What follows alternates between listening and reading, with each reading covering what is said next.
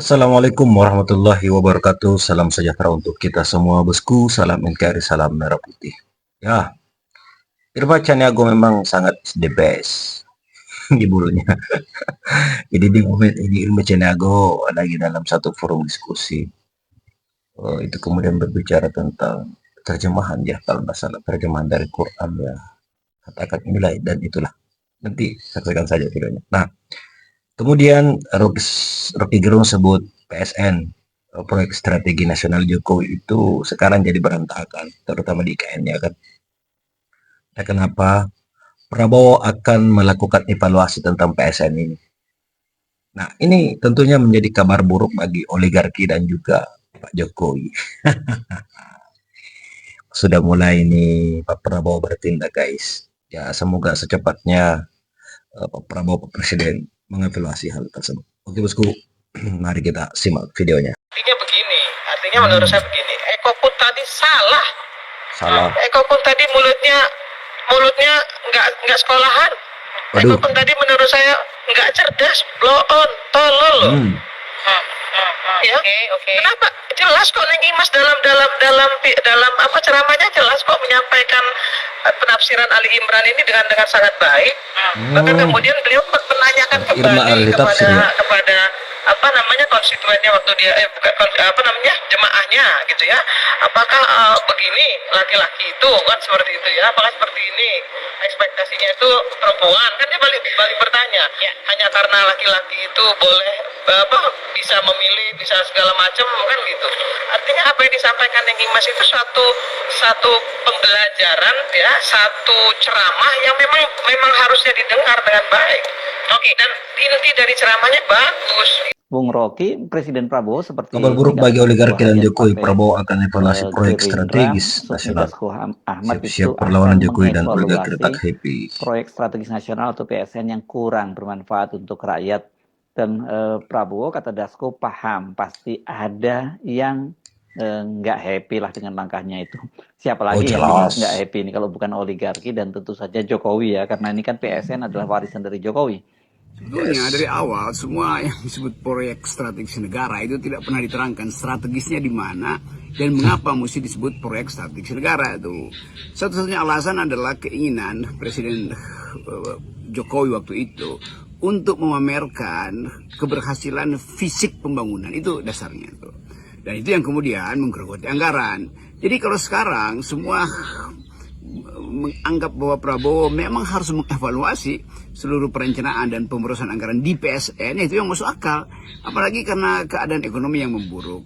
Dulu kritiknya adalah silahkan bikin proyek strategis negara, tetapi hitung waktu yang tepat, berapa kapasitas yang diperlukan untuk mengaktifkan ekonomi supaya proyek itu selesai. Jadi sebetulnya PSN itu adalah rolling plan, dilakukan berdasarkan kapasitas per tahun bahkan. Tetapi karena Pak Jokowi berupaya untuk mempush itu sehingga ada percepatan, lalu ada krisis, lalu ada ketidakmampuan pembiayaan, lalu dicari akal supaya dia terlihat masih akan berlangsung, ya dibagi-bagilah itu, dikasih ke oligarki kiri kanan dan buybacknya atau tempat money laundering akhirnya tuh, tempat pameran kekayaan. Jadi semua hal yang kita anggap sebagai strategis itu strategis bagi elite, bukan bagi rakyat.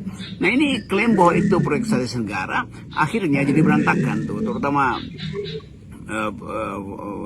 Partai Indah Kapuk sekarang yang kemudian memang harus dievaluasi karena tekanan rakyat itu merasa bahwa ini buat apa pentingnya tuh. Jadi kita ada di dalam, pada akhirnya mulai melihat semacam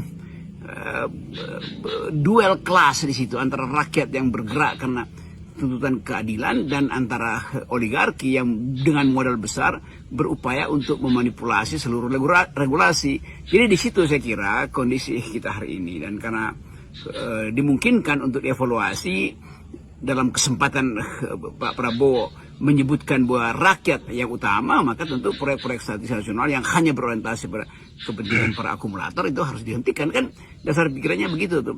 Jadi kita tagih aja sebetulnya pada Pak Prabowo, konsisten nggak dengan dalil, dengan paradigma pro rakyat. Semoga konsisten dasarnya. Dan tentu mereka yang berupaya untuk mempertahankan proyek-proyek ini yang sudah mungkin udah keluar biaya awalnya itu harus ditagihkan pada pemerintahan sebelumnya yang aut-autan membuat perencanaan kan.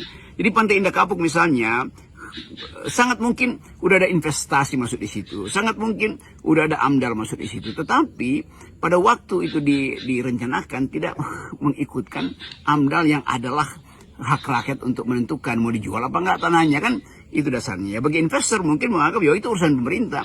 Jadi sebetulnya dari awal ini adalah urusan pemerintah tuh, pemerintah yang tidak punya perencanaan yang matang akhirnya memberatkan kehidupan kebersamaan kehidupan kita hari ini, karena mulai terjadi konflik etnis, isu rasisme udah muncul di situ tuh. Itu saya kira hal yang akan dievaluasi oleh Pak Prabowo dengan sangat hati-hati di minggu-minggu ini.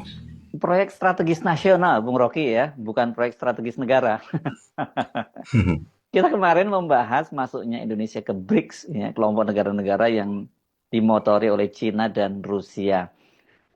Jadi langkah Prabowo masuk ke BRICS dan sekarang kemudian mengevaluasi PSN, ini makin memperjelas sebenarnya paradigma kebijakan pemerintahan Prabowo yang sosialistis. Ini beda banget dong dengan Jokowi.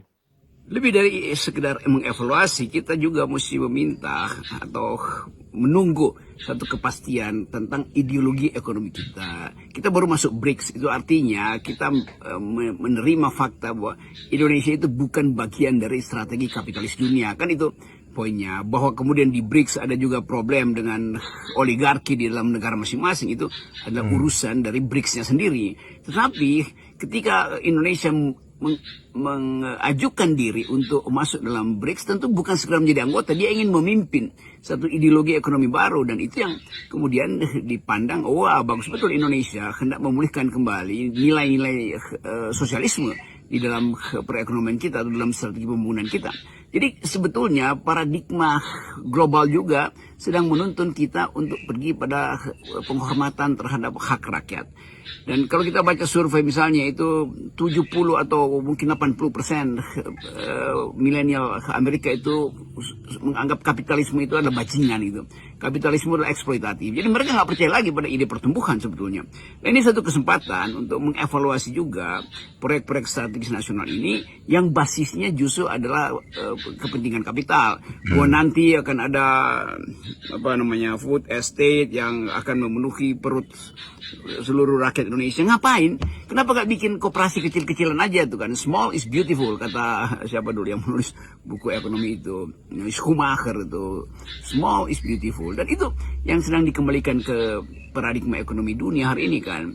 Dari awal misalnya orang semacam Joseph Stiglitz, seorang ekonom yang ditrain di dalam cara berpikir kapitalistik, akhirnya menemukan semacam kepongahan dari kapitalisme, lalu mulai mengkritik kapitalisme itu. Di Davos juga, bahkan pendiri Davos sendiri, Klaus Schwab namanya, yang dari tahun 50 mendorong Davos itu jadi semacam rumpun perhimpunan kapitalis dan ekonom-ekonom penentu kebijakan dunia itu untuk mempertahankan sistem kapitalis. Akhirnya mulai merasa bahwa ya diperlukan, sebetulnya tidak lagi diperlukan growth, pertumbuhan karena daya dukung bumi. Gimana nih bosku tanggapan kalian? Jadi semoga saja Pak Prabowo dengan cepat melakukan evaluasi terkait PSN ini ya, sehingga yang kemudian menjadi kerancuan yang dilakukan Presiden Jokowi sebelumnya atau yang disebutkan tadi oleh Rocky Gerung adalah pembagian proyek kepada oligarki yang dilakukan oleh Pak Mulyono segera terbongkar ya guys ya. Dan lagi-lagi kenapa saya katakan is the best ngibulnya si Irma Ceniago, karena dia sering mengkritik dulu Rocky Gerung terkait kata-katanya yang kasar, dianggap kasar, tapi dia juga kasar tuh tadi. Oke bosku, sampai jumpa di video selanjutnya. Jangan lupa berkomentar. Assalamualaikum warahmatullahi wabarakatuh.